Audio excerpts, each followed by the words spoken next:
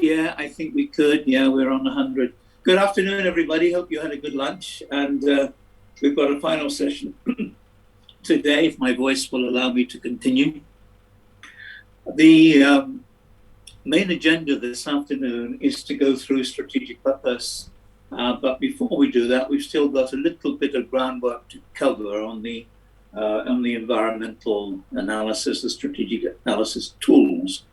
So I'd like to talk about life cycle analysis, product portfolio analysis, and servo analysis.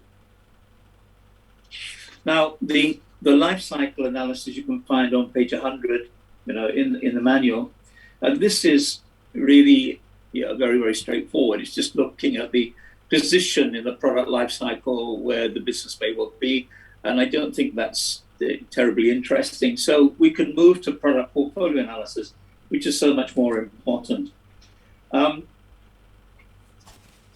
we can have a look at page 102 in the manual. Now, this model, the product portfolio model, has or was produced by the Boston Consulting Group back in the 1980s when they were students at Harvard. And they were producing the models pretty much the same time as Porter was coming out with his ideas. And it seemed to be a time in the development of management theory when suddenly there was a rush and everybody was putting out new ideas. So the BCG group started out, with this, and it's simply become then a worldwide consulting business based on this original model originally. They still use it. There are software packages that you can find whereby you can populate the model and see how it all works. There's one that's produced by Malcolm McDonald, which is available on YouTube. But let me just go through and take you through page 102 and to see what it's all about. Okay, so the Boston Consulting Group felt that we needed something to help us to understand the cash movements from a product portfolio for a selected organization. And they created this 2x2 box, which were very fashionable, at that time, and remain so. And the academics that criticize this say, well, how can you put things into boxes, and 4 boxes rather than 6 boxes or 8 boxes? The reality is it's practical and it works very well. And what they said is that there are 2 important dimensions when we look at a company's product portfolio. The relative market share that they have and the relative market growth rate that prevails in the market, and of course their position in that growth. Now, they created this 2x2 box with identifiers that was known as problem children, stars, cash cow, and dogs. And the idea is this, is that a problem child could be a new product coming in. So if I take Coca-Cola at the moment, because I'm involved with things there, if I look at Coca-Cola at the moment, one of the new products that's been introduced in America, and not in the world, is sugar-free Coke. And this has just had a new formulation. You're probably not aware of it. And Coca-Cola, that's been criticized because of the high sugar content in the Coca-Cola. And also countries are now, and including the UK, are going to start imposing a sugar tax on food. They have ventured into a sugar-free Coke, and what they're trying to do is make it taste as good as the original Coke Classic, which is loaded, of course, with sugar. So in Coca-Cola's product portfolio, that would be a problem child because a massive amount of investment goes into launching a new major product such as that, and it could well fail. Zero Coke, which was about 0 calories, took a while to get off the ground. So what is happening in terms of this matrix? It's a problem child because it soaks up a lot of cash that is needed to invest in it to get it to build, its market share and to build it into a star product. And even when it comes a star product on a potential star product, which Coke Zero now is, it still requires massive marketing investment. So a problem child soaks up cash. A star product will also soak up cash. But the difference between a star and a problem child is that the star is getting better market share.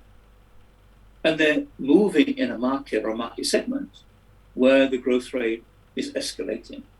Well, Coca-Cola, in the last year, the quarterly figures that I was looking at actually over lunch are up about 42% on last year in terms of net revenue. That's fantastic.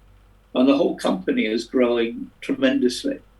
The bottom line that's being reported is about $10.6 billion US. It's huge. And it's got not just Coca-Cola, of course, there's a whole range of products that go underneath that, including Costa Coffee and other products they've diversified into over the years. So we take a product and move it into a star position. And eventually, as the market growth rate begins to decline and the market investment begins to reduce, it frees up net free cash flow to produce a positive cash flow in the product or product category. And this cash cow or this cash cow group feeds the problem children and the stars. So it's like a circular flow of income. Cash cows feed the problem children and the stars. And then the dogs, they probably don't soak up much cash anymore, but they don't generate very much either. So there's no net income coming from dogs. They're simply complementary products. And eventually the dogs will probably, die off or they become wandering mongrels. There are two more boxes that could be added to this to make it a 2x3 box, where you've got dodos and you've got war horses. And the war horse is the type of product that carries on forever, but doesn't generate much cash, and the dodo is just worse than the dog. It's like a dinosaur. But that 3x2 matrix is not used very much. The 2x2 one is very, very popular. Now, the reason that this is important is that it gives you an indication about how to manage a category or a portfolio of products.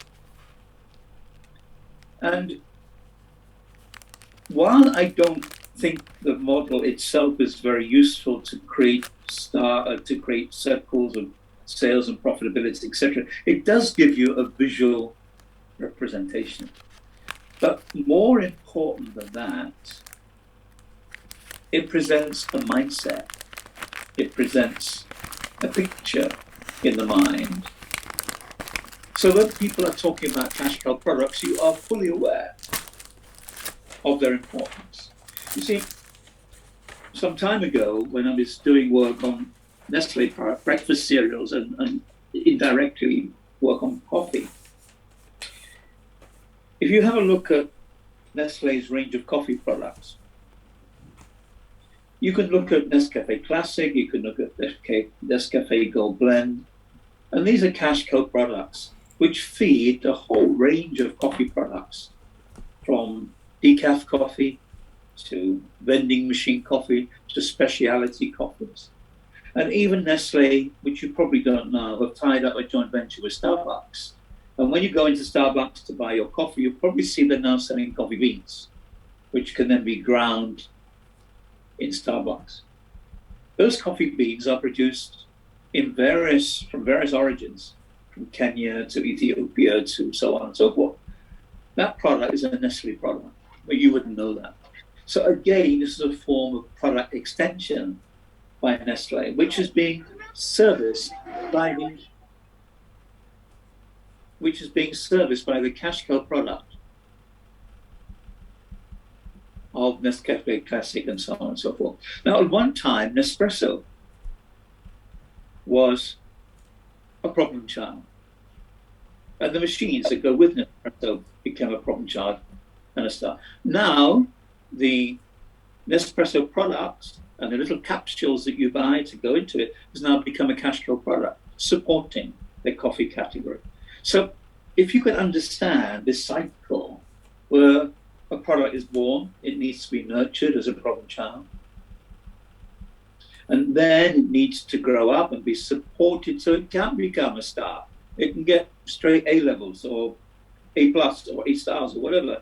Eventually, that student that goes through that road becomes a cash cow to be able to support their own home, their own family, maybe pay back to their parents when they've graduated and actually going into gainful employment. So it's an interesting mindset. Now, for your assignment, I think that were you to look at the strategy of your company from a product perspective, the thing that you really ought to look at is the investment in new problem children, the investment in what I call an innovation strategy.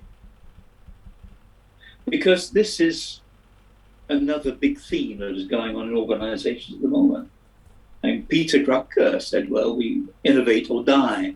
And I think that there's a lot of truth in that. If you don't change, how long can you sustain? Which is why I was mentioning to you yesterday that BSC has done a really good job, with this product and a few others.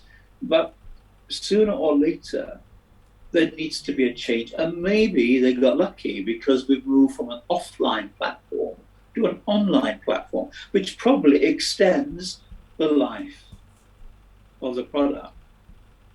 But as a strategist, I'd say, well, what's new? What's coming next? Should we be going into specialist masters like maybe an MBA in strategic marketing or human capital development?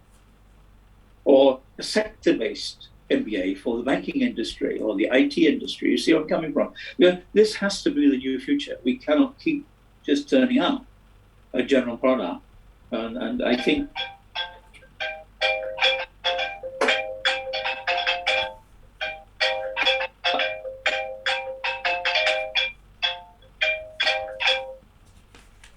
I'm terribly sorry. I thought my phones were all off. Let me.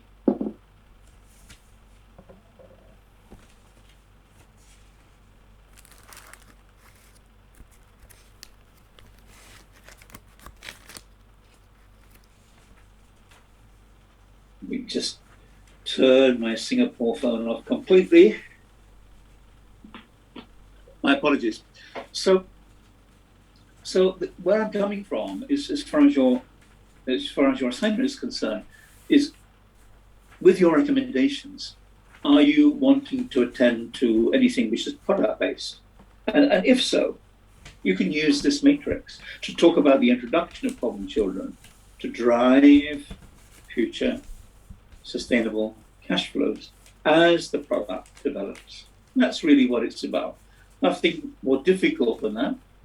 But the interesting thing is this. Were you to go into any organization and you're able to extract the data about the investment by product, you could well plot this inside the 2x2 matrix and get an understanding of where you are now. I wouldn't go to that level of detail because I think the software that's available to do this is a little bit flawed. Not only that, I think the model now is so old that some people would say, well, let's try and use different ideas. Let's look at something else.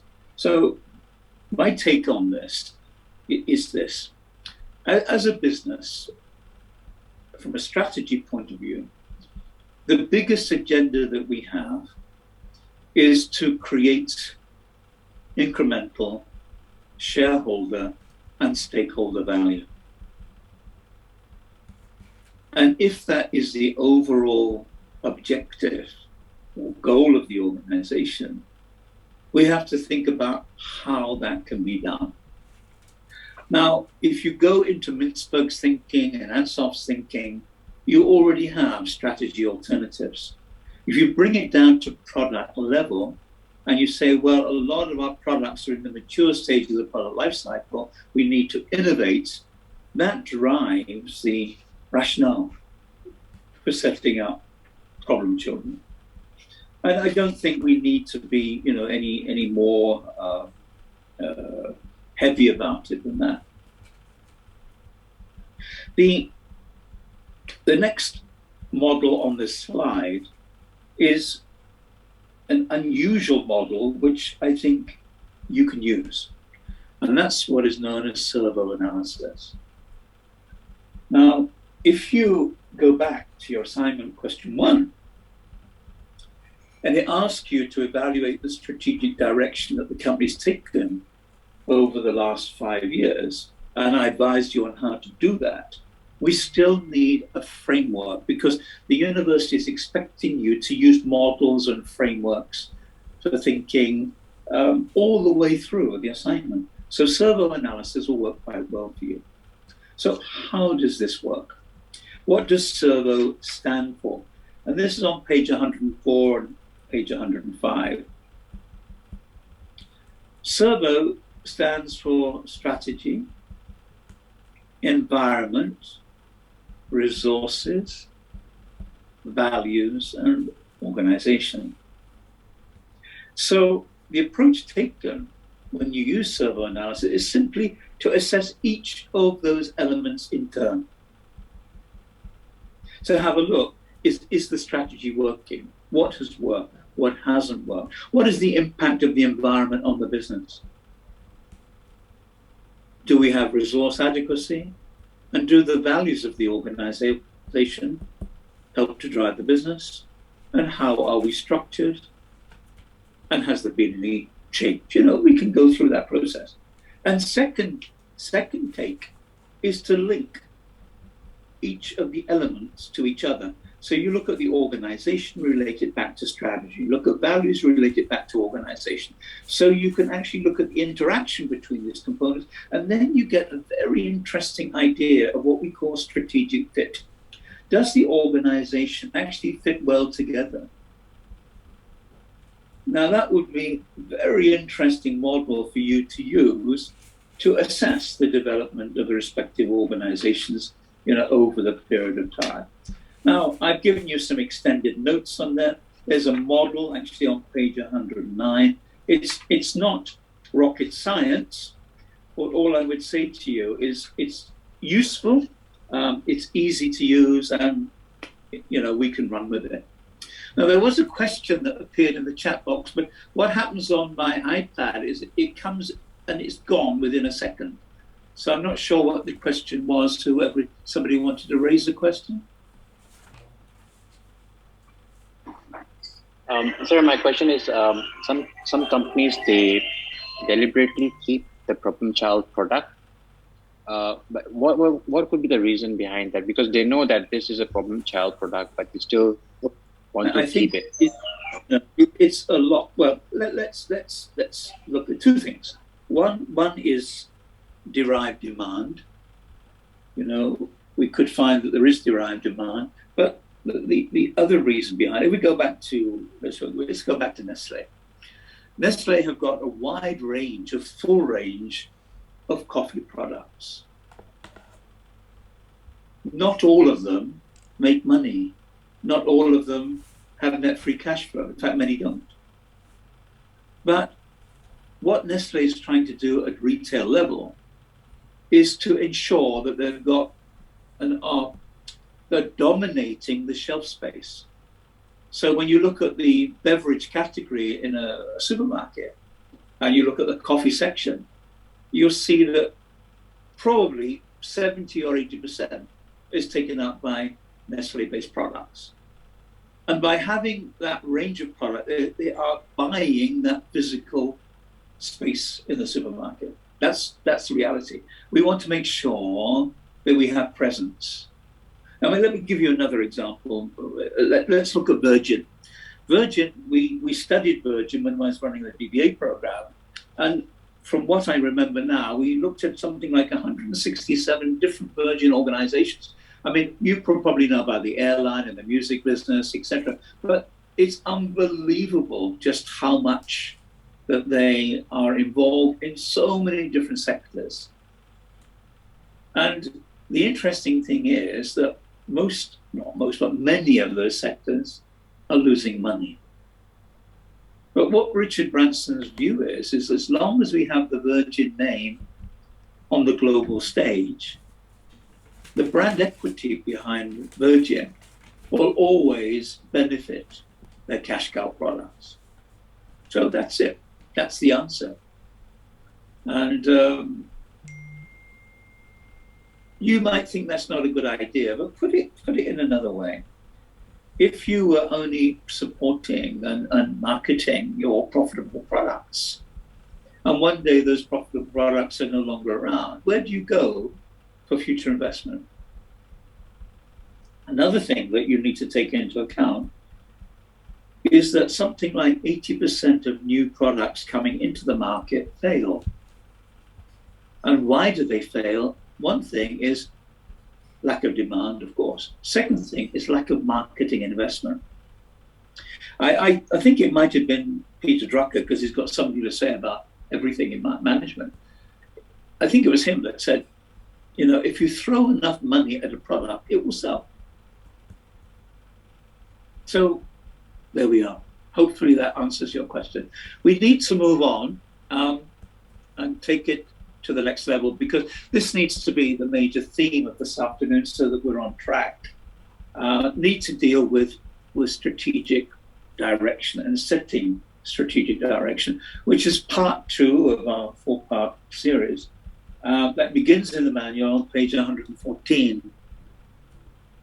So let's have a look at strategic purpose, strategic direction, and so on.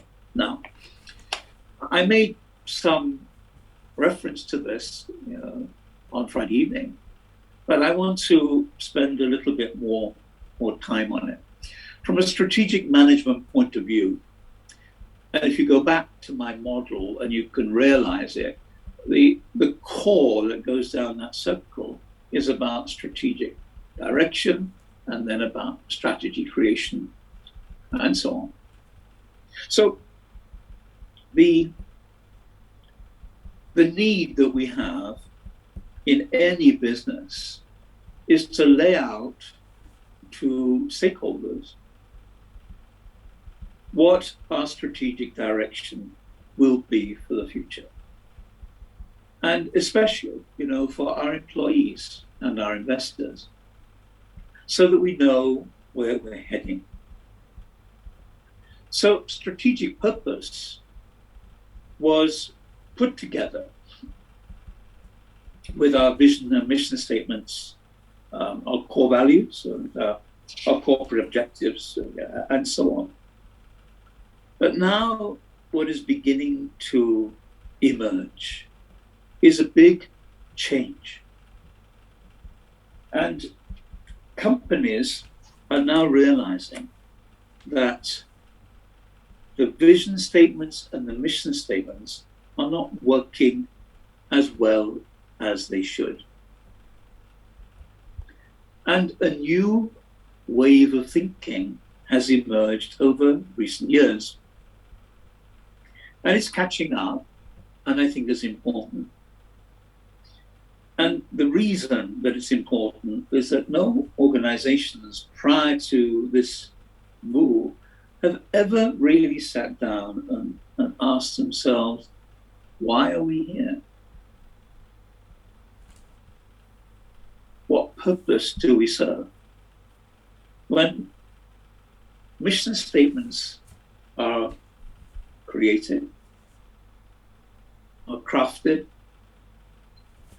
the essence of a mission statement is all about what we must do to achieve our mission. And the vision statement is all about where do we want to be at some time in the future. And the question that is missing is why. So what is now happening is that purpose statements are now being written. And if I can refer you now to the DHL case study, and you have a look, at slide 12, I've written there the strategic intent statements, current statements for DHL. And you might just like to have a look at these because these are very, very interesting.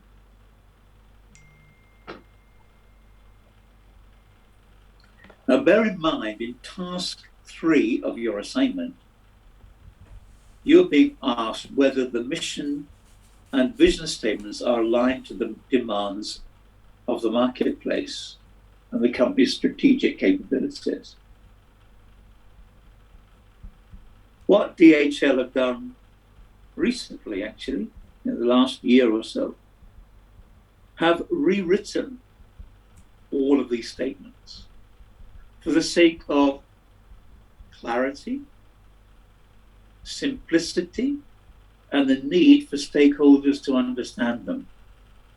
Because some mission statements are a little bit too long and they don't actually resonate very well with the stakeholders. So have a look at DHL, and if you can follow with me on slide 12, you see their purpose is a little bit like a tagline, a slogan. Their purpose is connecting people and improving lives. Now, if you think about it, yeah, it looks like a tagline, but actually, you think about it, it's very good. Because what DHL does is to connect people. My co-author on my latest book, the Transforming Leaders book, is living at the moment in Australia. And we put the book on Amazon and on Kindle very recently. And it went through the editorial board and they published a paperback, which is a bit more expensive than the Kindle version, but I think it's about $20, something like that. And he said to me he's going to order 100 copies and he'll send some copies to me. But that was about 6 weeks ago. And the 100 copies arrived into Sydney. And he wrote to me and said, could you give me the forwarding address? Do you want to send it to your office? Do you want to go to the UK, to Singapore, etc.? And I replied, and then nothing happened. And I sent a reminder to him what's happened, etc., etc., and I didn't get a reply. It then was quite obvious that he wasn't well, and he's been in hospital with very serious pneumonia and probably COVID, but he didn't want to comment on it. He's just come out of hospital about a week ago, having been there for a while. And the first thing he did was to call DHL to pick up the books and send them to me. And I've received them just, yesterday, I think it was. Now, to me, that's connecting people. It's reconnecting people. Had DHL not been there, I wouldn't be in receipt of those books. And I didn't really even want to expect it. It was his kind gesture. Otherwise, I simply ordered copies myself. So it does connect people. We have an office in Singapore, and because of COVID, I can't get down into Singapore without 14 days quarantine and all the rest of it. And not only is it unproductive, it's a waste of time and it's expensive. So I depend on DHL. I get DHL deliveries, I would say, 4 days out of 7, with documents and various things. Connecting people is exactly what DHL does. Now, in so doing, you improve people's lives, you improve their quality of life because of the value that they're delivering in the service that they provide. So this is the way that it's going. Let's get more local. let's talk about Malaysian Airlines, because Malaysian Airlines been in the doldrums for a good number of years. Now, why? It's because their profitability track record has not been as good as it was intended, expected, loss-making year after year, and so on.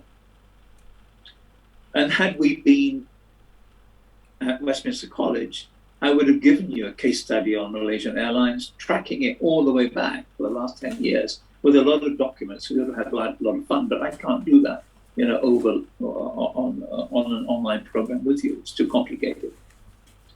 But here is the issue. If purpose had been debated and discussed, why are we considering the profitability of Malaysia's national carrier? Many national carriers for any country lose money. Not all, but many do.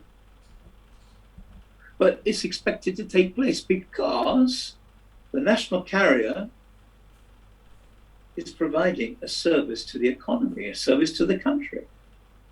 It contributes to GDP, it contributes to economic growth. So if Malaysian Airlines is looked at upon as a cost center to the government, and it can recover those costs through taxation and other means, then we should not be looking at profitability. You see, the interesting thing is that if we set up the core purpose in this way, then the strategy for the airline is freed up. It becomes more flexible, more agile, more creative. You can do so much more if you're not held back by trying to produce profitability-based KPIs, which is not working. So it does need a big rethink on purpose. Petronas have been through that. You can find their purpose statement on the internet. Have a look at it. It's very good. I really like what Petronas has done. And why did they do it?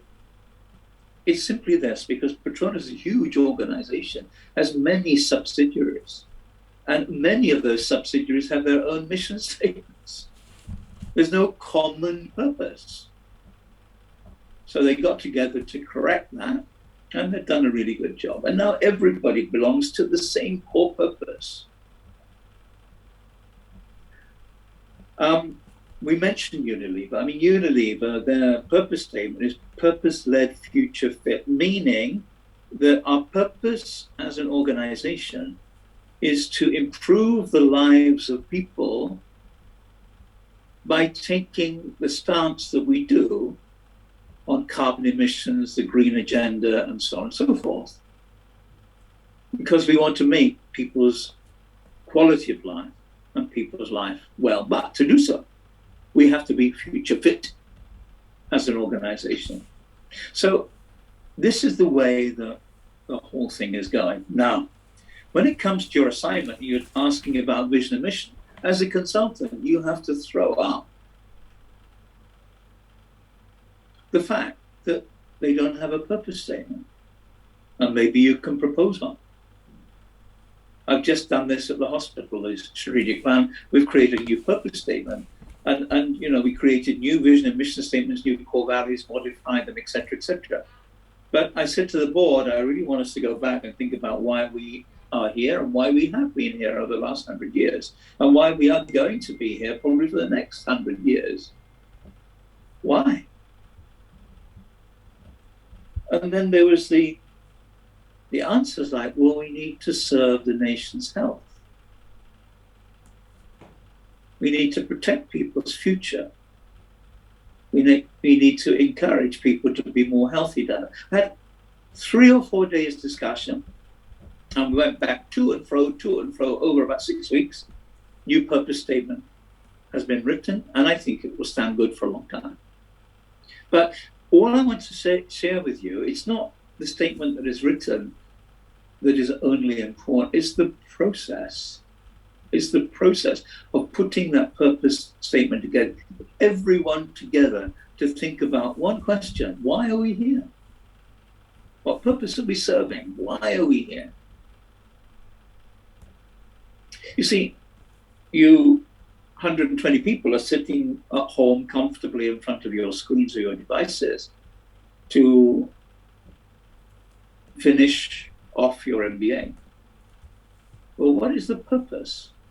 Why are you doing an MBA? Is it because it's about future employability? Is it about career development? Is it about fulfillment? Why do we want to do it? I was looking at some programs at Oxford University about 2 weeks ago, thinking, yeah, I'd like to really enroll for one of the programs at the Syed Business School. Now, why would I want to do that? And the answer is I'm curious about their content. I'm curious about their delivery. And is there anything that I might be able to learn that I can share with you guys? And just to give you some examples, you know, their MBA program, which I wasn't thinking of joining that one, but I was going to go on to a different financial program. It's £47,000, and maybe yours is 4,700, 10 times the price. So purpose is important. You might even want to be more philosophical about it and say, why are you here? Have you ever thought about it? What purpose do you serve to other people? That's easier to answer. So, without getting too deep about this, I do feel that purpose statements are serving a very good cause in setting strategic direction. I've discussed this with quite a few people at quite senior level that have done these, and they said, you know, in layman's terms, it's very useful because it gives an answer to people when they get up in the morning. They get up out of bed, they have a purpose to fulfill. And that purpose is not just to earn money to pay their bills. Their purpose is to achieve the corporate purpose of the organization.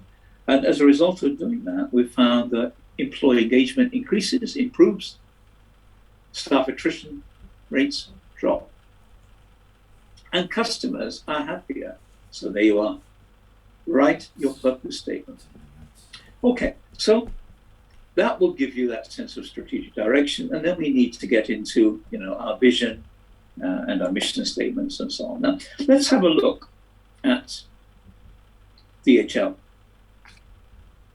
And as I mentioned, they were a client of mine, you know, yesteryear, and it was quite interesting working with them. And when I did work with them, I was using Ansel Matrix actually to fill in some gaps. The vision statement, what's it all about? The vision statement, in my mind, has got two components. Firstly, it needs to be aspirational. People have to aspire to it. And the second thing is it needs to be inspirational. People need to be inspired by it. So it's something that you really have to value in that sense. And we'll have a look at some more later. But if you have a look at DHL, their vision statement is the logistics company for the world. You see how clever that is? Not the logistics company of the world, but the logistics company for the world. That is their vision. Now, I would say they're almost there, not quite. But that is their aspiration. That is what they aspire to. That's the vision. That is something that the board holds dear. So it works very well. Now, I don't know who did this for them, but they clearly would have got consultants to do this. But all I do know is that the previous mission statement that they produced was produced by consultants in the US. It's very bombastic, it's very long, and very confusing, and it was very expensive, and it took 18 months to be able to correct and put through. That was the previous one. Now, let's just move from vision to values, which is an important part of our strategic intent. And we'll stick with DHL just for now. They have only got two values: respect and results. Now, when I first saw this, I thought, is that all? Because most companies have 6 to 8 value statements, because they can't have less. And then I thought about it. Many companies' value statements are just statements in words, 6 words: integrity, be bold, be brave, be trustworthy, have integrity, all these type of things. They're almost cliched statements that come out of a common kitchen, with no explanation about how those values are going to be assessed in terms of converting values into manifest behavior in the workplace. So maybe they don't work very well. And then I thought more deeply about it, and I thought, this is brilliant. Respect. So that means respect for each other, respect for your customers and all the stakeholders, and that matters a lot. Because if you've got respect, a lot of the organizational politics that you face, should diminish. But it's clever, because it says respect and results. Meaning that if we work together and respect each other, we're doing it to ensure that we hit our targets. Another way of looking at this is that it's quite rigid, because the CEO is a German guy, and got a tremendous amount of respect for him, because he has been at the helm of DHL for about 15 years. And I think he's done a really, really good job. My worry is, how long is he going to be around? His name is Frank Appel, German word, Appel, Frank Appel. And he, not Apple as in iPhone, but Apple as in the German Apple, Appel. And he has an amazing leadership style, which is based on clarity. He likes things to be very clear, very straightforward, very linear, and in that sense, very Germanic in terms of the mindset. And I think this works very well, and hence it's reflected in their strategic intent statements. Whereas before, DHL's strategic intent statements were American-centric, because Deutsche Post bought over DHL, and they went through a transitioning period of combining the cultures, which wasn't easy, to be able to put together a much bigger global organization. So I think they've got it right. Why make it so complicated? Why give people 6 or 8 values that they can't actually defend, follow, support, be influenced by, and so on? But everyone can understand results, because that's what DHL is all about. And it's very interesting, actually, because the DHL results are very similar to Coca-Cola. DHL are doing very, very well during the pandemic. Their growth has been fantastic. As you can see, I've given you, the latest press statements. Okay, so now let's look at their mission. Now, the mission statement is normally much longer, as a flowing statement of maybe 20, 30 words, to talk about the organization's strategy, what's important to them, etc., etc. And you know that. But he's taken the same approach all the way through. And I think this is magnificent. Their mission, excellence, simply delivered. Employer of choice, know your people. Provider of choice, know your customer. Investment of choice, know your numbers. You see how clever this is? Very, very unusual. That's why I wanted to share it with you. So, excellence, simply delivered. Sounds like a tagline, but actually it is their mission. And indeed, they are driven by excellence. I think at one time their customer service levels were criticized, and I think that's improved a lot. So they try to make it as simple as possible. If I get a DHL delivery, I've simply got to go to the guardhouse, sign, it's delivered. If I want to send it, I can use the same service, but I normally go down to the local DHL office, and within 5 minutes, it's all done and sent on the way. Simple. Now, internally, we need to know our people. I think that's important. Customer centricity has been a drive at DHL now for about the last 7 years. And of course, it needs to be an investment of choice. So they must focus on results. They must treasure what they measure. And of course, then the core business focus is all about strengthening their core business profitability. So, in one page, we understand what DHL is about. If you were looking for a job, and let's assume that you're a fresh graduate coming out of business school, would you work for DHL when you see this? Answer, probably yes. Would you be wanting to work for a courier company or a logistics company? Probably no. But would you want to work for DHL, being in the market position that they are? Why not? You read something like this and you understand it, you have a lot of confidence. So I'm very impressed with this, and I don't get impressed very easily, but I think it's very good. That's why I thought I'd share it with you. Because it wasn't my intention to give this case study to Ratner to circulate, so it only thought to me yesterday morning. I thought maybe you guys would benefit, because there's a lot we can learn from that. So moving back, to the manual.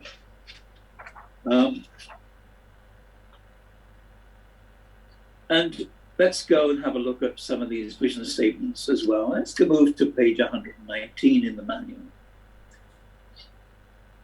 If we have a look at Amazon vision statement,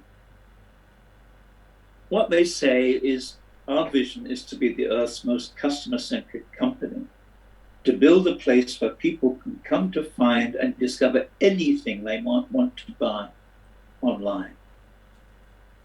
Now, has it happened? Yes, it has, pretty much. Amazon is an amazing success story. Now, would I want to change that vision statement if it was in my assignment? I can make it even shorter. And you can do that as well. You could cut out 60% of those words. And then we look at McDonald's.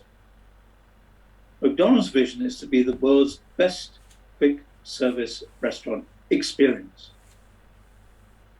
Being the best, providing outstanding quality service, cleanliness and value, so that we make every customer in every restaurant smile. Now, is this a very clever vision statement? When you look at DHL and we see this, we can also say, well, is that their vision? That they want to be the best quick service restaurant experience. Is that not more like a mission statement? I think so. Their mission is to be the best quick service restaurant. It's not a vision. And by being a best provider, I say, do we need to explain what that means? This is more like a mission statement. Now, all I do know, because I have done consultancy work in the fast food industry in different countries, the Q, S, C, and V is what they call it, is very important to the culture. Quality, service, cleanliness, and value. Those are important pillars. That's why that's there. But it's not a vision, it should be a mission statement. And then we go to Toys R Us, and you know that Toys R Us have run into tremendous financial difficulties simply because kids are buying toys online, and the huge warehouses that they have are just too big in terms of fixed costs. But be that as it may. Now, here is the vision statement. Our vision is to put joy in kids' hearts and a smile on parents' faces. You know, I think it's lovely, it's very emotional, it's very good. But is it a vision statement or is it a tagline? Is this not the sort of thing that should be a slogan? You see? So now, when you come to evaluate the vision and mission statements of your chosen client, we can go, or you can go through that sort of evaluation process and then make suggestions on how to improve it. Okay, now let's move forward to page 122 and have a look at the Ashridge model for writing mission statements. And this was something that was put together, I guess, maybe 20 years ago. And since then, there hasn't been anything else of any significance. Now, I don't use it. I don't think it's helpful. I don't like it, but you need to be aware of it, because if you are now going to answer the question that's asking you to assess whether the vision and mission statements are aligned to the demands of the marketplace, you need to have a model to use. So you could use the Ashridge model and say, does it work? And the answer is yes or no, or maybe. Or you could even go so far to say, is the Ashridge business model needs to be updated because the current trends are changing. I think a lot of the mission statements now are looking towards more of an emotional attachment. Now, these contents of the mission statement are old ideas that I can remember even writing into one of my marketing books 20, 30 years ago as to how to write a mission statement. You know, the strategy needs to be there. The values of the company needs to be there. Its intentions need to be there. And something about the ethics and the things that the organization is going to demonstrate through its behavior. So now I think the Ashridge model itself needs to be updated. I can understand where they're coming from, but if you use that model, we did this as an exercise in class, I can tell you your mission statements are going to be very long, far too long. Now, if I move you to page 123, and I've set out my criteria for assessing mission statements, which I don't use anymore, but it gives you some idea. Can we get an understanding of the business that the company is in? Can we get an understanding of its direction? The customer needs to be satisfied, a broad indication of its competitive strategy, the belief system for the company, be sincere, This was my thinking a long time ago. And the reason I want to share that with you is that I think my thinking has changed. The mission statement needs to be simple, impactful. Now, at the bottom of page 123, I've given you an example of DHL's last mission statement. And I haven't put it in as DHL, I've called them ABC. ABC, which is DHL, will become the acknowledged global leader in express delivery of documents and packages. Leadership will be achieved by establishing the industry standards for excellence, quality, and service, and by maintaining the lowest cost position relative to that of our service commitment in all markets of the world. They spend a lot of money on that. It's like telling a story. It's like a corporate statement, and it's incredibly arrogant. Now you have a look at what their most recent version is. Excellence, simply delivered. Employer of choice, provider of choice, investment of choice. Clear, simple, crunchy to the point. Now, what I want to share with you is this. The one in the manual is the American version, which preceded the German version, which is in the case study that I provided for you. You see the difference? Huge. And I found that when I tested this mission statement out, that a lot of people didn't understand it. I was working in DHL at the time of this mission that had been developed. And I asked staff, do you understand it? They said, no. What does it mean? And I thought that was a very useful bit of feedback. If I ask staff at DHL, do you understand the mission in the case study? If they don't, they shouldn't be working there. Because it was so ambiguous. Maintaining the lowest cost of all position relative to our service commitment. Does it tell me that DHL is the cheapest? Or do we simply want to keep our costs low? It's confusing. All right, so now I think you've got the idea. I've given you examples here about from Ford Motor Company, which I used to do work in as a consultant in Brussels. I've given you the Red Cross. I've given you a whole range to have a look at. But I think what you want to do is to find your own. And the problem, okay, now let's try to help you even more directly. The question is asking for you to discuss whether they're aligned to the marketplace. Well, I think what they're asking you to do is to critique them, quite frankly. And on page 125 in the manual, I've given you a list of criteria where I think that mission statements are going wrong.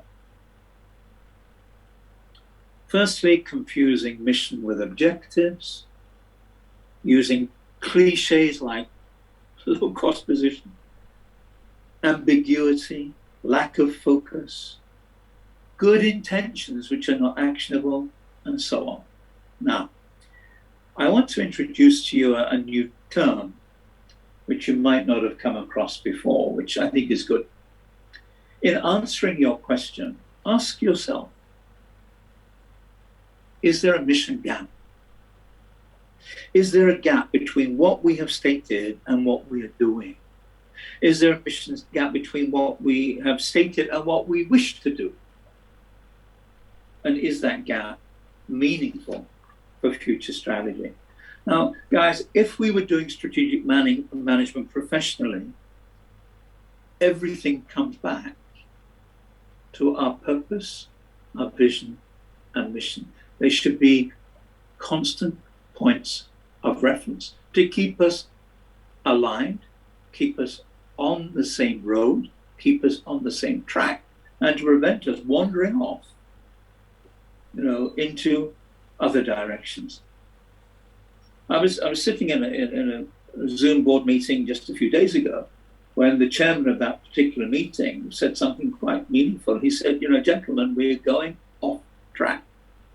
This is not our purpose as a business. Can I remind you? There we are.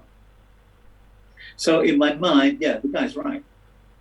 We could be falling into this trap. And it's very easy because when you've written them, you can be forgetting about them and they no longer become an important part of the future. That should not be the case. I feel that these statements need to go on the back of your business card. It needs to go, on the screen of your computer. because it does give that sense of constant reference. Good. Okay. Let's take a 10-minute break, if that's okay, and see you in 10 minutes. Okay, sir. Thank you very much. Thank you. See you in 10.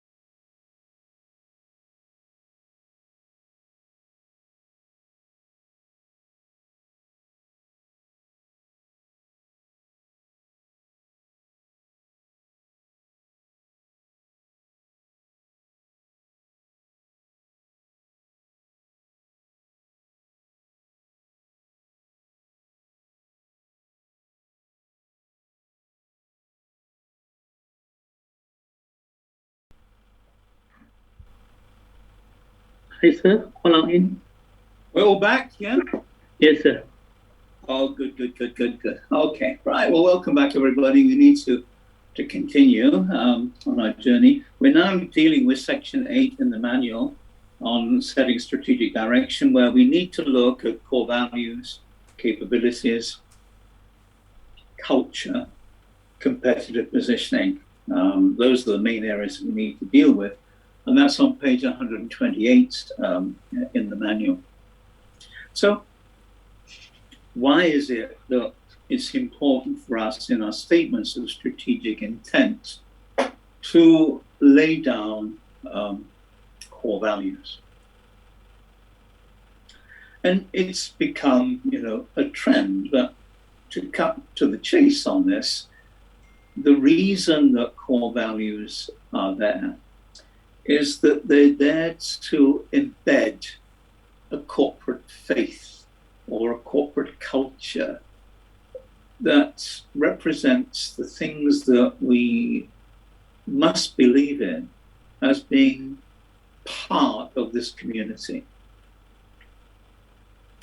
And we were running some years ago an in-house MBA program for Standard Chartered Bank here in Malaysia.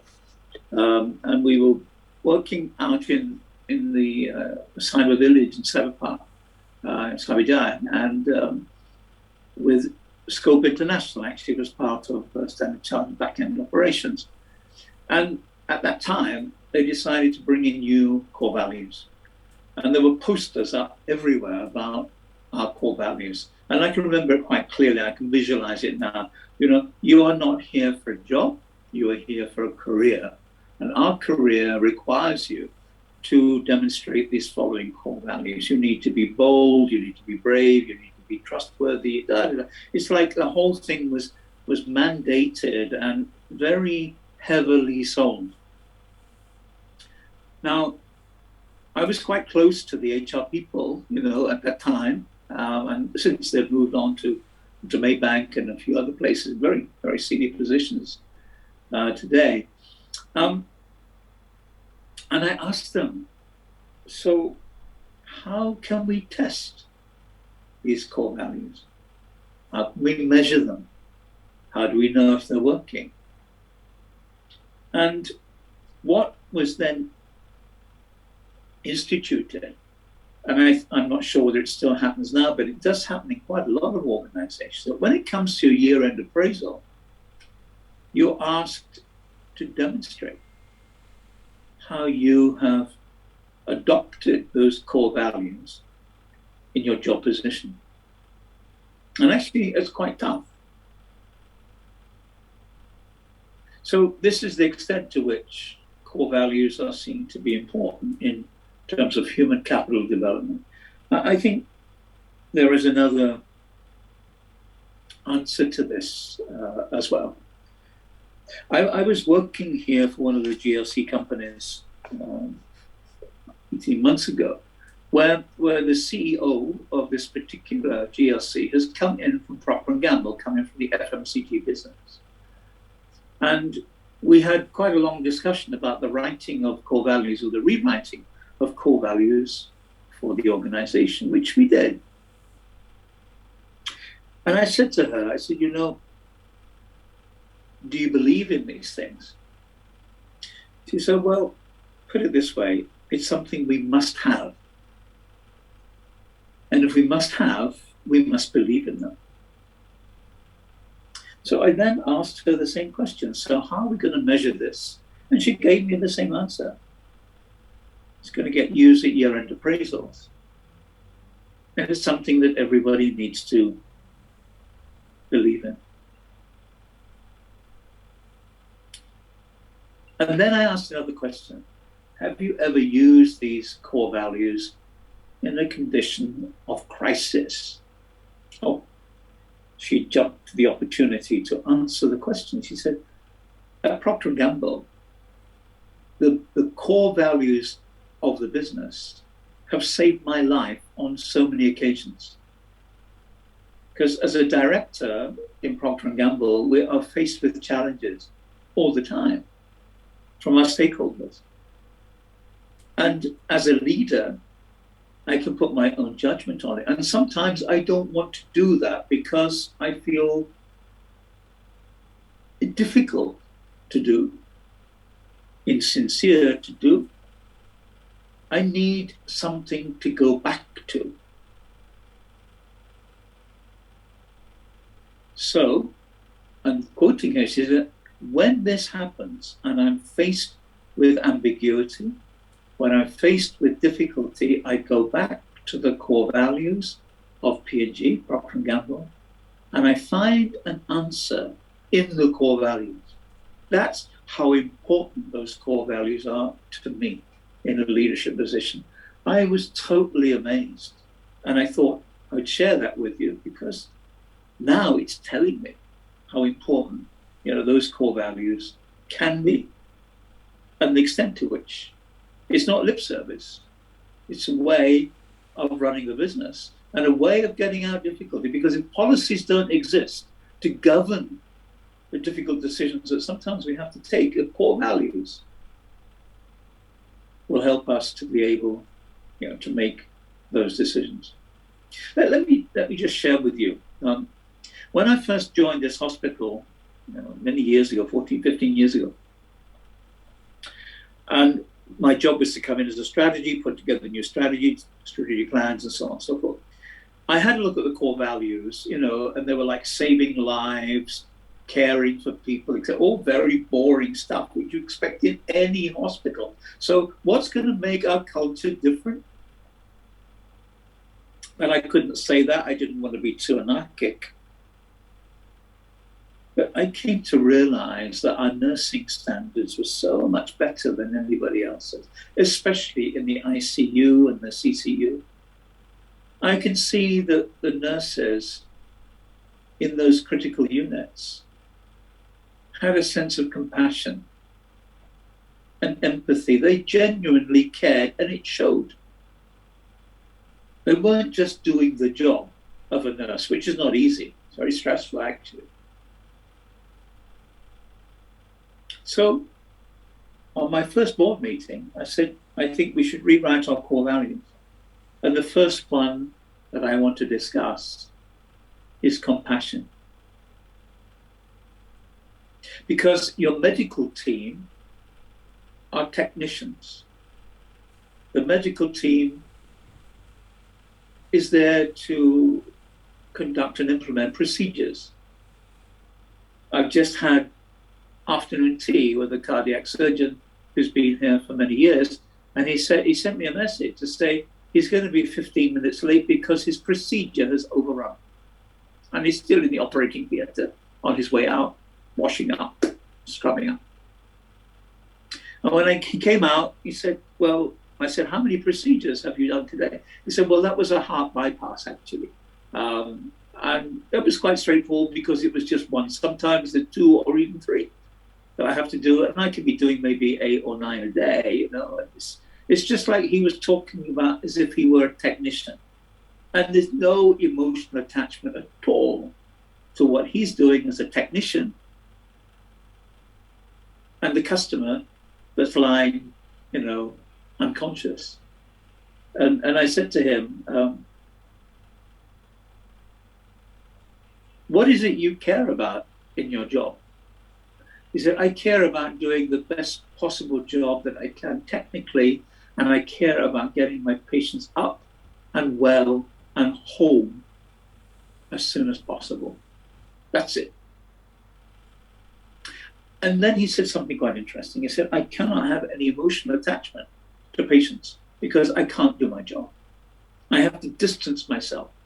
And if I've got friends that want to come in for heart surgery or heart treatment, I would give them to a colleague. I don't want to be responsible for things that could go wrong.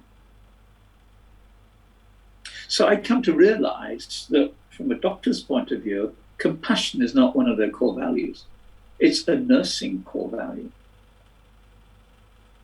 What the medical team are interested in is efficiency, effectiveness, results, and ensuring, that the patient gets well again as soon as possible.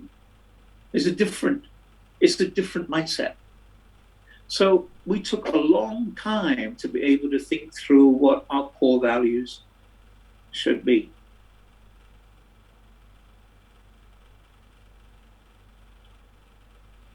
Let me share another example with you, because I find this very interesting, and I hope you do too. For about 10 years or more, I was working in Switzerland, running MBA programs as a director of the MBA program in Bern University, and then in a couple of private universities there as well. And I was asked to lead an MBA in ethics. And there is a society in Switzerland called the Institute of Ethics, actually. And this was their first MBA program. I was asked to direct the program and to run the strategy component of the course. And I was asked them to kick it off. So I was there with, they only have 12 people on each of the programs. It's very, very, very expensive. And they only for CEOs, and they limit the numbers to 12 per cohort. So I went in and introduced myself to these people, and I asked them, why are you here? You're already at the top of the table. Where else can you go? Yeah. And I think that the answer that I got is that we want to be challenged. Because in the workplace, we don't allow people to challenge us in the way that the American system works, because our culture gives a lot of respect to hierarchy and to titles. And people expect that. So we're not challenged. So by coming together, we can challenge each other. And it's on a complete trust basis. Yeah, I understand that. Okay. So let's have a look at the syllabus for this MBA. And I said, are you going to be challenged by A, B, C, D, and E? And they said, we hope so.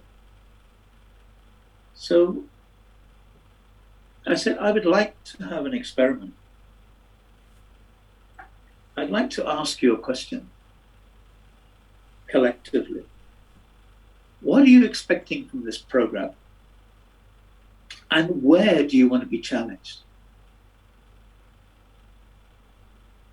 And pretty much everybody said the same thing. We would like to have a special module on ethics, because it only appears in different places, but I think that's where we face challenges in the workplace, about ethical conduct, about how to define integrity.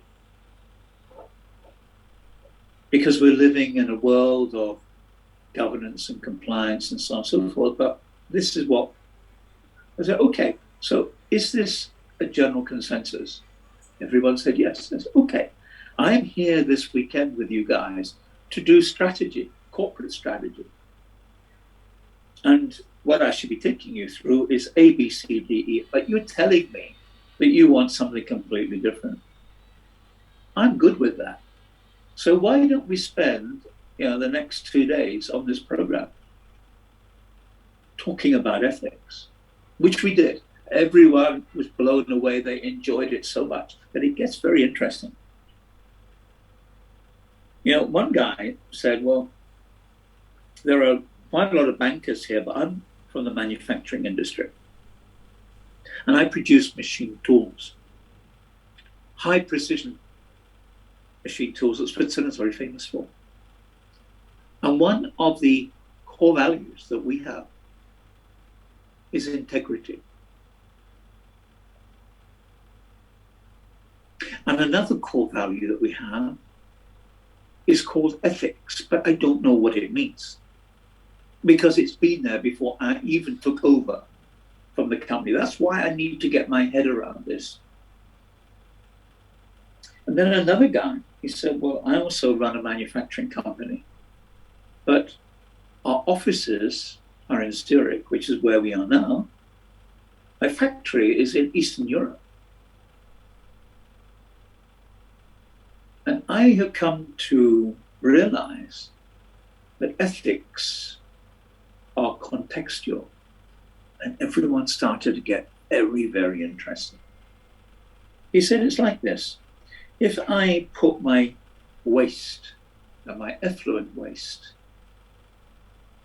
from the manufacturing process into the rivers in Switzerland, which go straight into Zurich Lake, I would be fined, my business would be closed down, I'd be publicly blamed and shamed and humiliated. But in Eastern Europe and in Hungary, where I have 2 factories, we do this all the time because everybody does. So what is ethical? Where does our integrity begin and end? And I've come to realize that ethics are contextual, meaning that when in Rome, you do what the Romans do. When in Hungary, you do what the Hungarians do. When in Serbia, you do what the Serbians do. Now, why am I sharing this with you? Because if we're going to write core values, we have to relate them to the market and the context and the location of our business and where our business transcends. So there cannot be any ambiguity about these core values. So after finishing these 2 days with these people, I learned a lot, they learned a lot, we had a fantastic time. But the Institute met up with me and said, you know, Professor Massingham, what you did was not in our syllabus. I said, I know. They said, but how do we account for this? Because our governance requires you to demonstrate that you have delivered ABC, assessed ABC, and you haven't done it. I said, I know. What I have done is something much more important. And that is to make sure that the CEOs in that room are going to support this program here on in because we're dealing with their needs. Now, the module that I should have run, I'm quite happy to run that in a month's time. But we've made an excellent start because it has caused them to rethink the core values that each of their organizations are stating on the statements that live in the public domain, the corporate statements, the annual accounts, all of these things. So we have reworked that. So this is doing the Institute tremendous value. I don't know whether he believed me, but he went with that. But I said, talk to your customers, which he did. And then he called me a few days later and said, you know, I owe you an apology because I really thought that you'd gone off your rocker. I thought you'd taken something and decided that you were running a program differently. I do apologize. I said, there's no need for that. I said, well, I felt that those guys didn't know what they were there for. They had expectation, they want to be challenged. And I asked them, what is the thing that's challenging you most? And this is what it's about. So these core values, I've taken them very seriously over the years, guys, just to share with you. And let me give you another example. You know, when we were working in TV3 here, and I was in TV3 for many years, we had an in-house MBA program there, we had a Cambridge program running, and I did rewrite the core values with them. I didn't rewrite them, they rewrote them, and I just checked them. And let me just give you an example. You know, one of the core values that everyone thought was very important at TV3 was fun.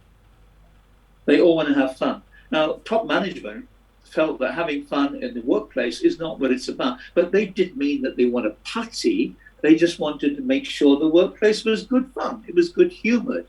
It was an enjoyable place to be. We are in the entertainment industry. Why should we not have fun too? Okay. And then companionship.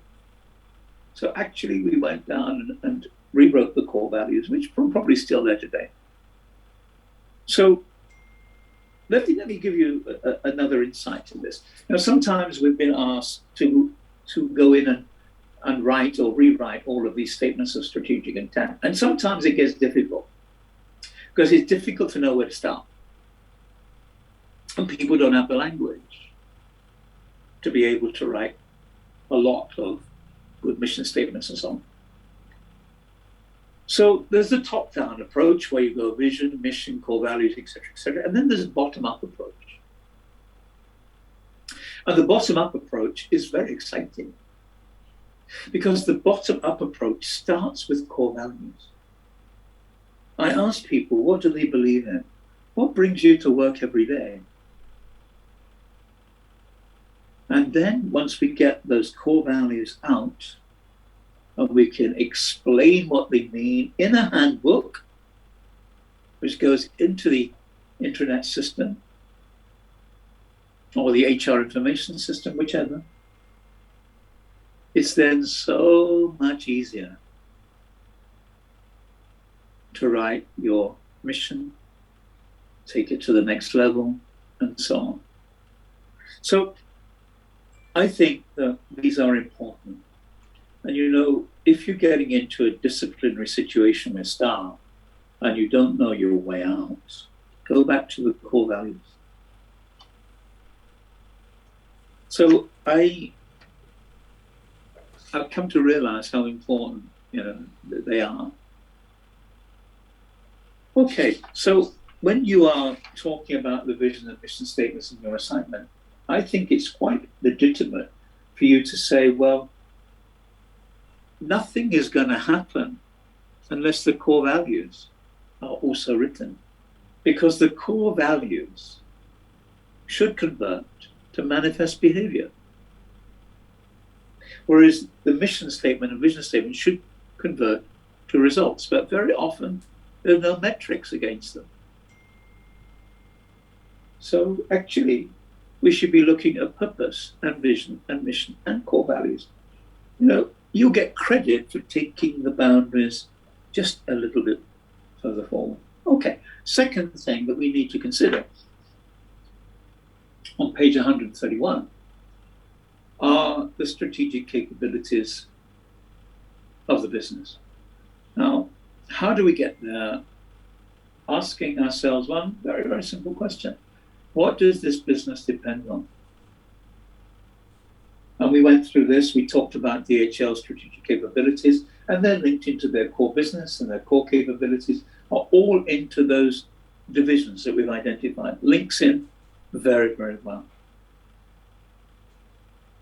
Now, we have a disrupting environment with technology, with virus, and so on. Here is the question that I guess we have got to face. Do the strategic capabilities of our business carry us to the end of the rainbow? In other words, do our strategic capabilities provide a formula for business sustainability? Is what we have what we need to remain in business? That's the question. And I think that many organizations are realizing that this is a huge challenge and are adapting. So do think about that. I talked to you about Tanaga, and this is an important agenda for them to address. And I believe they are addressing it through their internal training divisions and so on. The other thing I want to flash up again is how important culture is to sustainability. And how do we begin to understand how to read culture? Because we are surrounded by it. It's how we conduct ourselves on a day-to-day basis. It's how we do business. Now, there is interesting stuff written on culture, but much of it is written by people like Trompenaars, like Hofstede, and they deal with international cultures, local cultures, national cultures, cultural universals. They deal with this type of jargon. It's not helpful. What I really want to know is how do we read a company? And I'm sure many of you have been to have your palms read or fallen into the hands of a palm reader who said, oh, that's your lifeline. You're going to live a long life. Oh, then they look at the side of your palm and say, you're going to have 5 children or 16 wives or whatever it may well be. You know, I think we're all very familiar with this. But how do you read the palm of a corporation? How do you read the culture? And on page 132 in the manual, figure 8.1, I have given you a formula which works very well, actually. And this was put together originally by Johnson of Johnson & Scholes, who write books on strategy.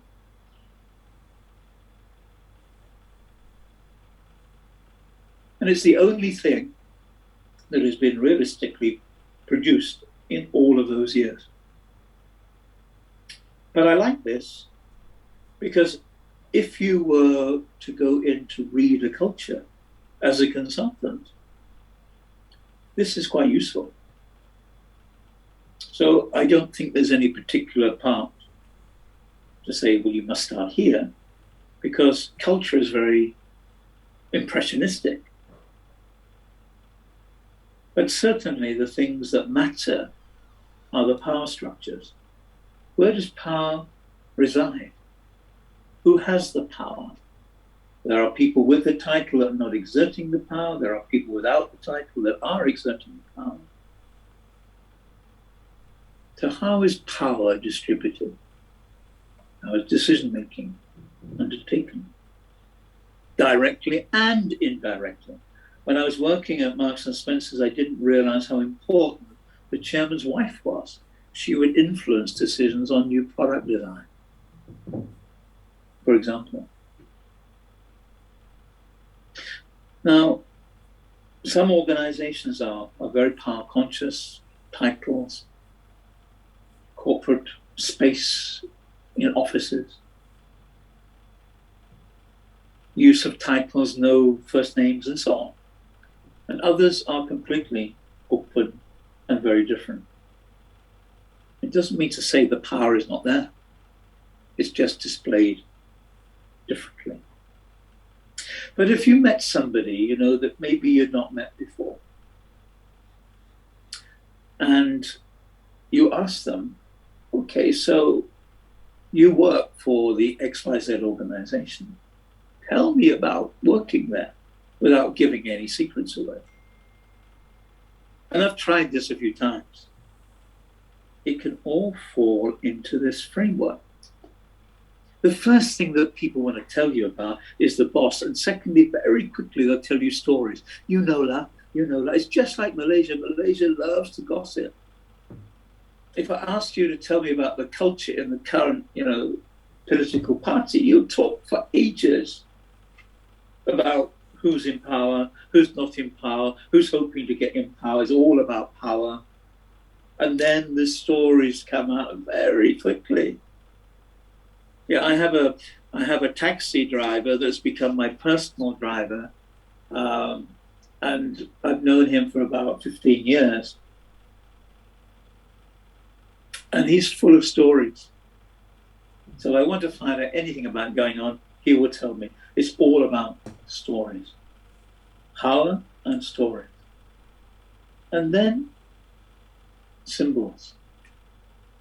What are the visible artifacts that are important? The corporate colors, the logo, the dressing, the impression that's created, the internal atmosphere that is symbolized. And then we talk about routines and rituals, the board meetings, the sub-board meetings, the endless meetings.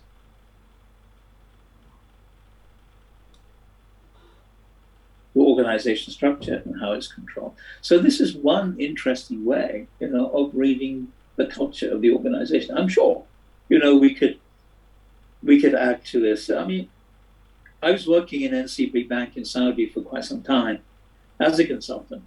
and my client was the CEO of the bank, who had his own floor in this huge building in Jeddah. There was a C-suite, which is on the, let's say, 30th floor. 31st floor was a CEO suite. No, I'll tell you, it was 32nd floor. There was a floor vacant between his C people and himself. It was kept empty for what reason, I never know. So the C-suite was one floor. The CEO's floor was one floor. All of this was about power. And he was created, or the culture treated him almost like divine. When he walked by or walked through, people stood up regardless of what they were doing. They would greet him as if, he was divine. The guy was super, super intelligent. His IQ must have been 160 plus. Very, very smart guy. And he had a gift, which I was astonished by. He would give you an answer to a question you hadn't even asked. He could read minds. Very, very super intelligent guy. But he knew that, and he kept this power distance thing all the time. He would sit with people to discuss, but not with them. They would sit maybe 3 to possibly 5 or 6 feet away. Unbelievable stuff. But as you go down the organization, the offices get smaller, there are more and more people there until such time as everyone's cramped. Very interesting. Power symbolized by space. And the routines and rituals were unbelievable. Very, very interesting.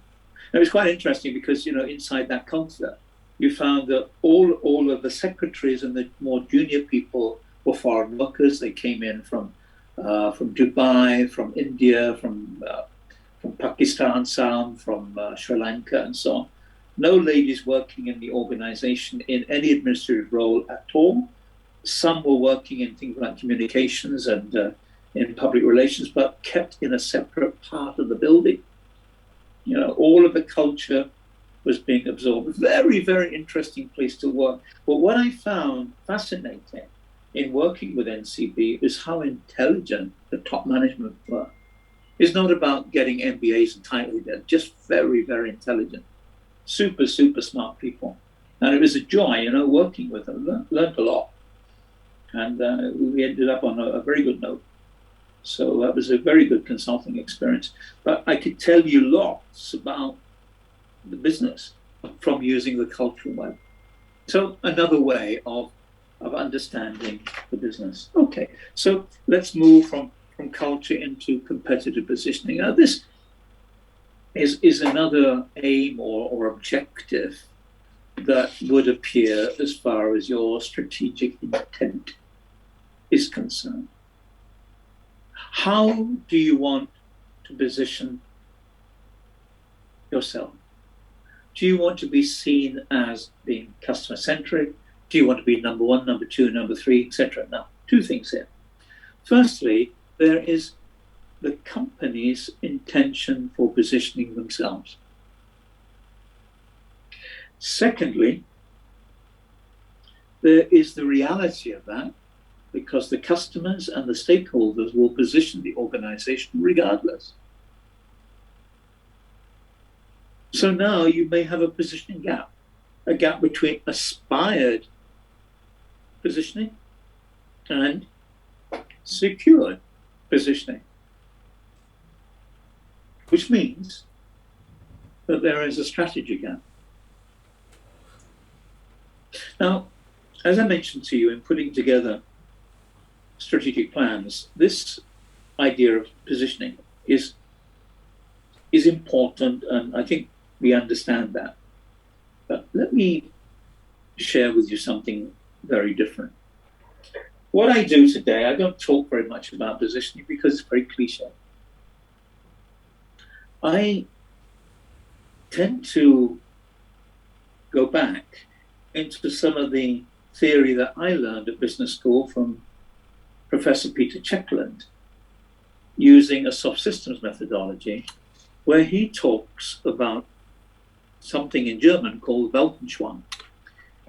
Weltanschauung, as a German word translated, means worldview. But that's not really what it means. It means the view that we want the world to have of us, not the view that we want the world to listen to about us. So in other words, it's like a reflective self-image. So now, when I'm talking about competitive positioning, I ask clients, okay, how is it you want to be seen? What do you want stakeholders to say about me? That's Weltanschauung. That's positioning. And they say, well, I want us to see as a trustworthy company, an honest company, a company that cares about the customer, that we're very concerned about quality and reliability and safety. And, it will all come out. Now, this is important to be able to get our positioning statement right. Now, what I feel important to share with you is there's a very close relationship between your core values and how you secure your competitive positioning. You see where I'm coming from? That's why these core values are so important. You'll be seen through the lens of your core values if you do it well. If you don't do it well, the core values are cosmetic, they live on the website, and they don't mean anything. So when we're doing our market research and we ask them, how do you feel about this organization? I want to get an impression. I need perception. Because customer perception is their reality. And their reality is how they see your business. That is how you position. So all of this stuff that appears in the textbooks about companies positioning themselves, no way. It becomes an aspiration only. It just becomes something on your wish list. You might be able to influence that, but the most important thing is to go back to your brand and actually communicate what's important about your brand. Your brand essence, your brand DNA is the thing that matters in the marketplace, and the brand value propositions that are both emotional, functional, competitive, contextual. All of those brand propositions collectively answer the question, so how do you see, how do you feel? What's important about this particular organization or not? That's what the competitive positioning is about. It can take a lifetime to build this up, and you can lose it within the matter of hours. So this is why you have to be so very careful with your corporate communications that it does not erode the Weltanschauung or the worldview that people have of your organization. So having thought and taught and questioned the whole sort of business of marketing for many, many years, there are three things that are important: segmentation, targeting, and positioning. But from a strategy point of view, and from a strategic management point of view, the most important of those three is the last one. And that's to get a clear understanding about how you are perceived. Because if you're not in touch with your customers and your customers don't give you that feedback about the experience that they're having and how they value what they're getting, how do you know? You're living life by assumption. You're skating on thin ice. I would want to know, as a matter of fact, where we're seen. And that needs to be supported by very regular tracking studies. So that's what competitive positioning is all about. It's your stakeholders and your customers in particular are going to be the people that make that decision for you. You can try to orientate it, but at the end of the day, don't get upset if it's not working. It means that you're not in touch with your stakeholders. The stakeholder relationship capital has not been built for you to get the feedback you need. Okay, so if we can just fast forward to a few pages to page 138, I want to try and put some of these ideas that we've talked about, together, so that we can get a comprehensive answer to task 2.2 on competitive edge and competitive advantage and so on. Now, I gave some thought to all of this and asked myself, so how does it hang together? Because all of the stuff that we talk about, competitive advantage, even competitive disadvantage, it's all quite cliche.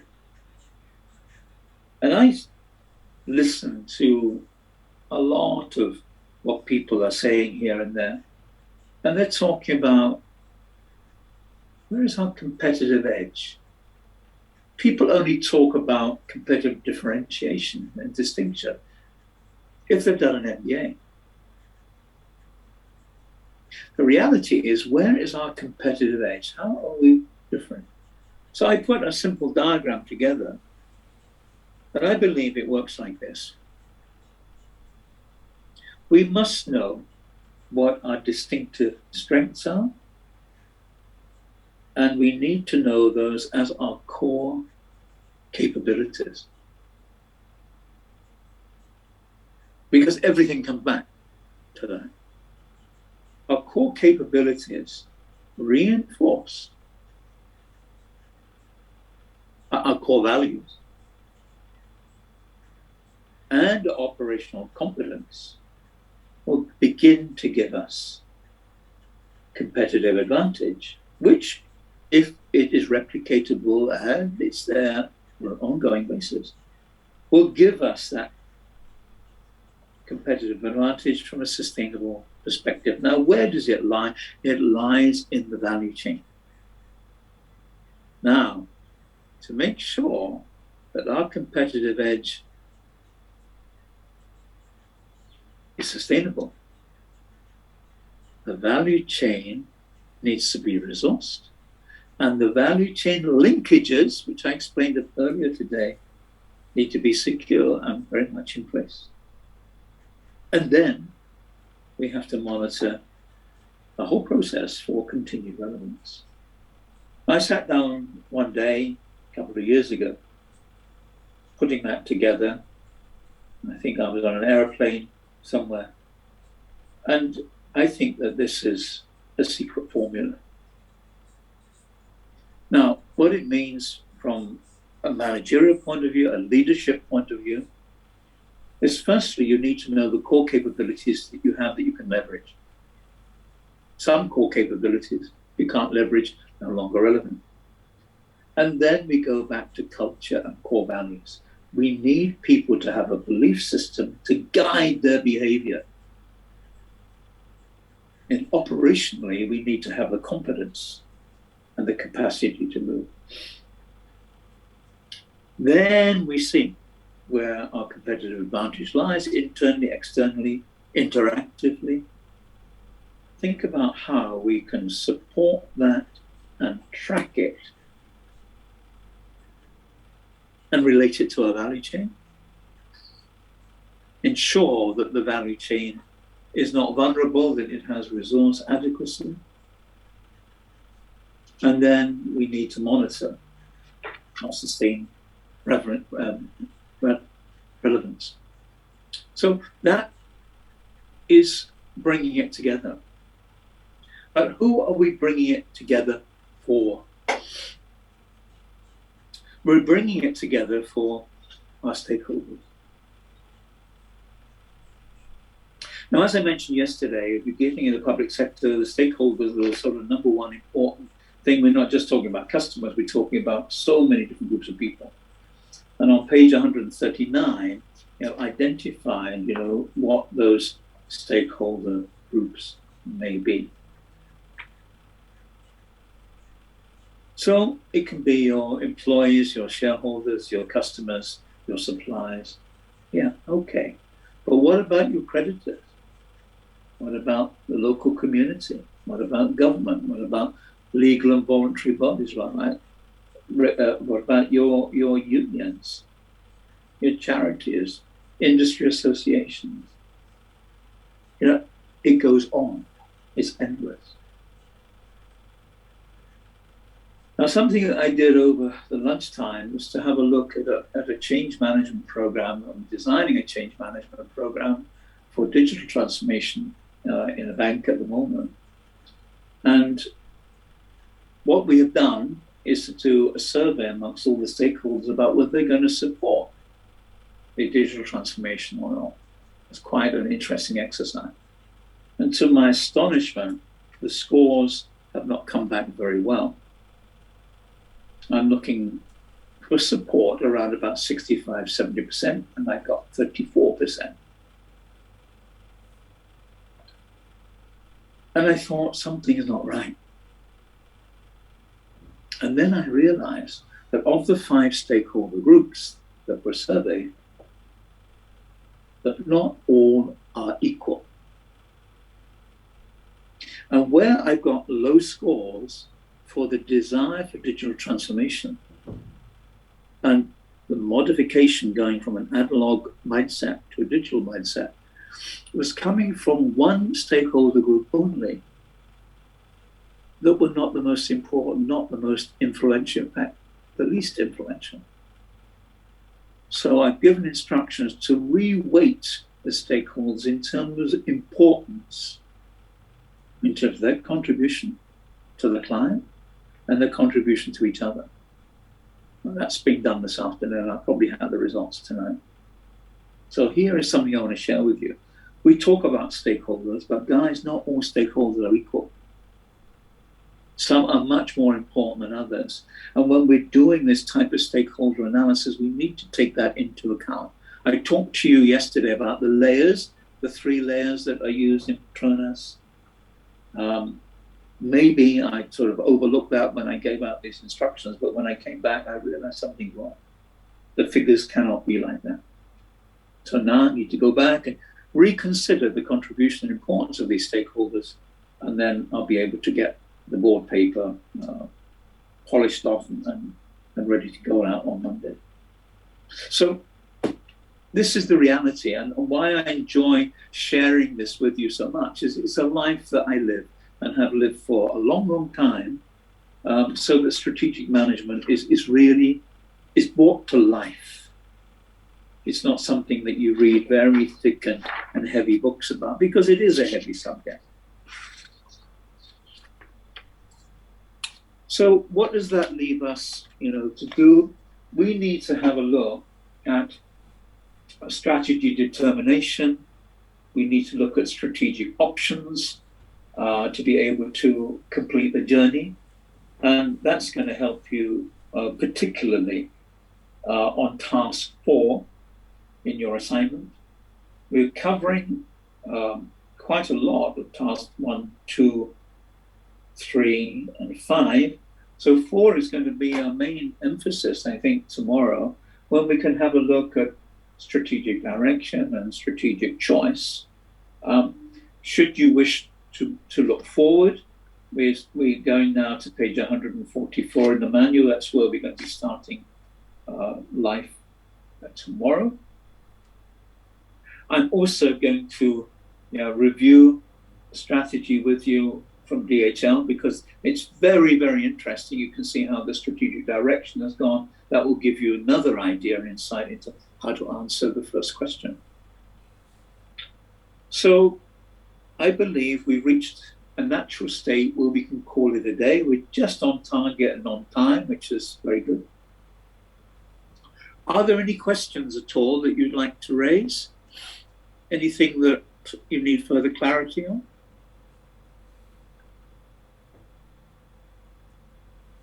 If not, speak now or forever hold your peace. You're now married into the rest of your MBA. Okay, I think we're all good. Thank you, everybody. Thank you to British School of Commerce for facilitating all of this. I think we're all good. I look forward to seeing you tomorrow morning at 9 o'clock. And enjoy your evening. Start to make some notes around all of these tasks, and I think you'll find the assignment very straightforward. I don't think it's going to be too difficult for you. Okay. So I bid you all a good night. Okay, doctor. See you tomorrow at 9. Thank you very much. Yes, tomorrow. Thank you, Professor. Thank you, doctor. Have a good rest, Thank you, doctor. doctor. Thank you. Throat is just about giving up now. Yeah. Thank you, everybody. Have a good rest, doctor. Thank you Thank very you, much doctor. for that. I'll do that.